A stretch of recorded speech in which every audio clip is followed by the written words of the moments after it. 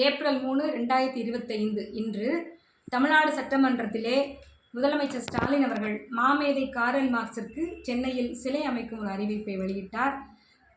இந்த அறிவிப்பை வெளியிட்ட முதலமைச்சருக்கும் திமுக அரசிற்கும் எங்களது மனமார்ந்த நன்றிகள்.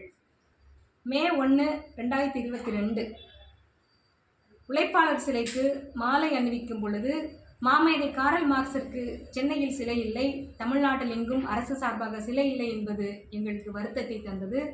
அன்று உழைப்பாளர் சிலையின் கீழே காரல் மார்க்ஸுக்கான சிலை அமைப்பதற்காக மாமேதை காரல் மார்க்ஸ் சிலைக்குழு உருவானது.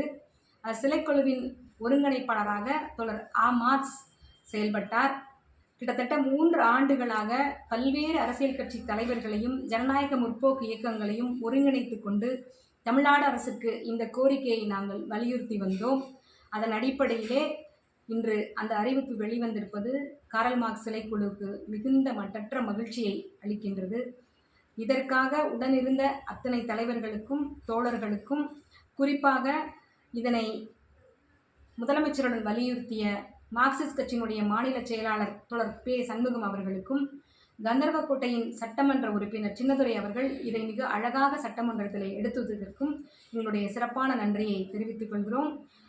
சிலைக்குழுவின் ஒருங்கிணைப்பாளர் தோழர் மார்க்ஸ் அவர்களுக்கு எங்களது நன்றிகள்.